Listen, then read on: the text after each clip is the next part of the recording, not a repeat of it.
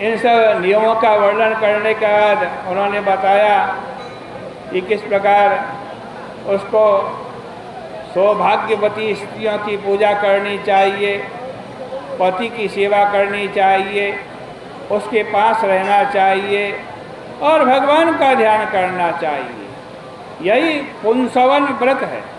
यदि तुम 1 वर्ष तक इसको धारण करोगी तो तुम्हारे को इंद्रघाती पुत्र होगा।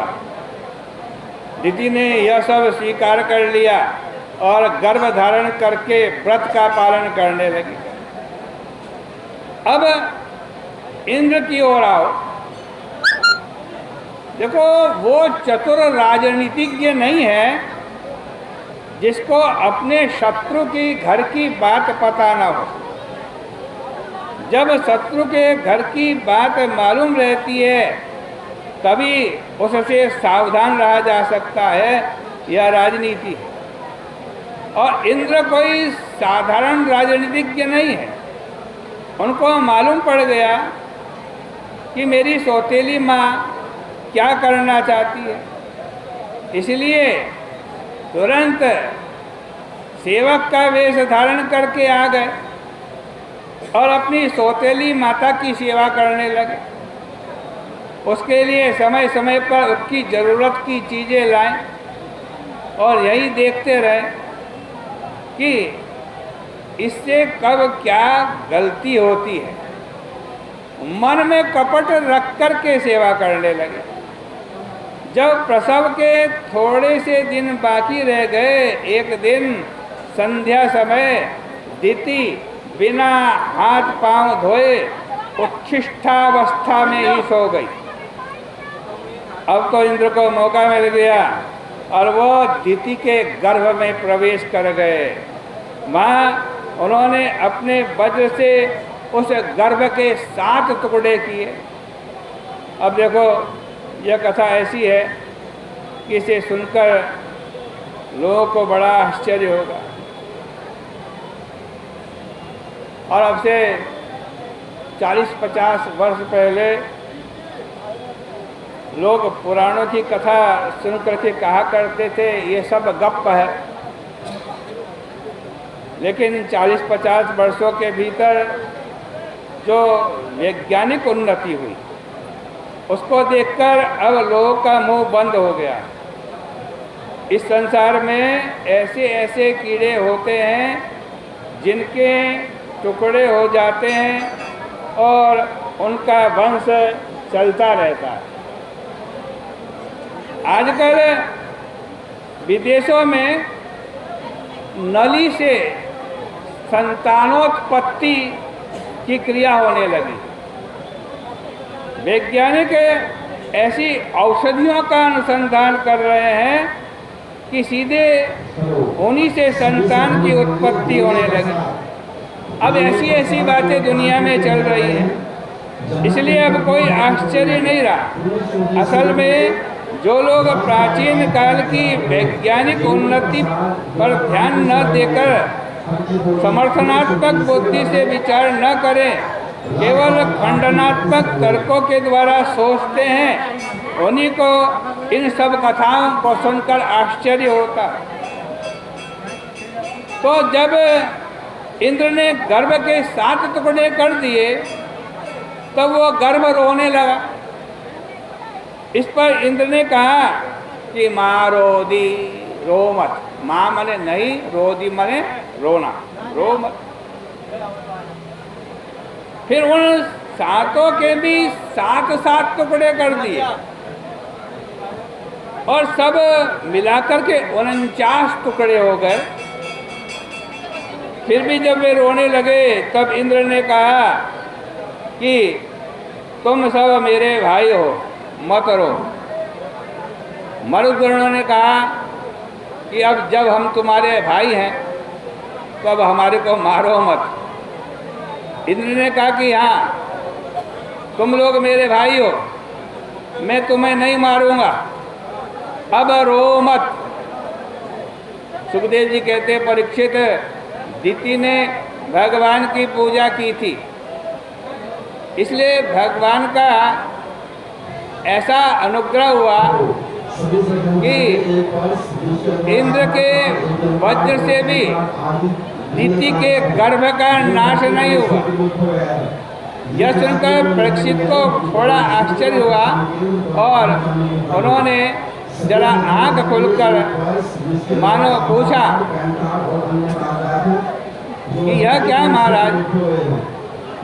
तो सुखदेव जी महाराज बोले कि तुमको भी आश्चर्य हुआ है। अरे तुम्हारे को तो आश्चर्य नहीं होना चाहिए, कम से कम तुम्हें अश्वत्थामा ने तुम्हारी माता के गर्भ में ही ब्रह्मास्त्र से मार दिया था, ब्रह्मास्त्र भेज दिया था मारने के लिए। भगवान ने तुम्हारी कैसी रक्षा की? तो भगवान ने तुम्हारी माता के पेट में घुस कर के रक्षा की।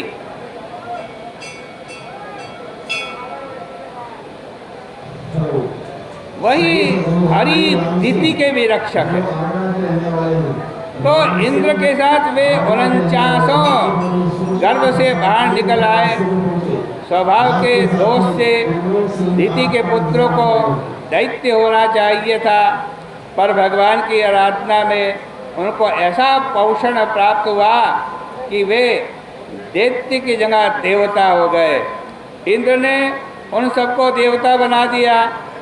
जब दिति को आज बहुत ही आश्चर्य मिश्रित आनंद हुआ और उनसे पूछा कि हमारे इतने बच्चे कैसे हो गए।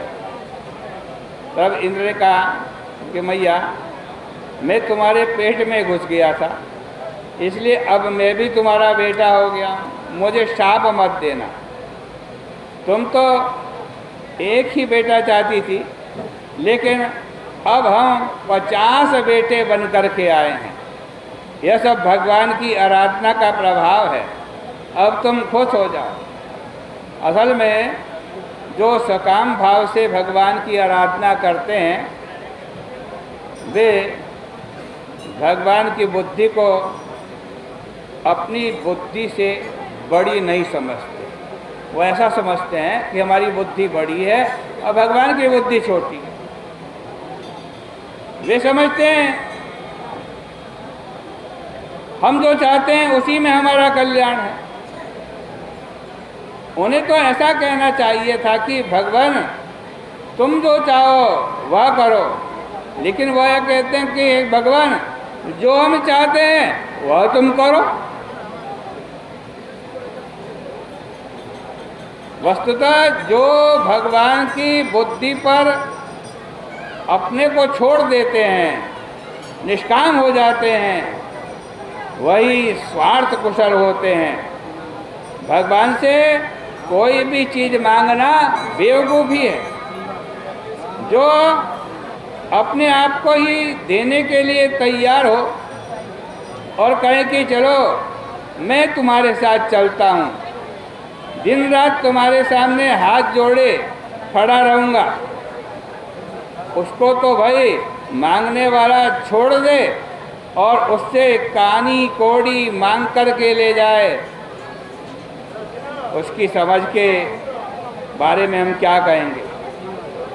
जो ऐसा कहते हैं, ऐसा समझते हैं कि हमारे लिए हमारा विधान ही ठीक है, हम जो सोचते हैं वही हमारे लिए ठीक है, जो हम चाहते हैं वही हमारे लिए ठीक है।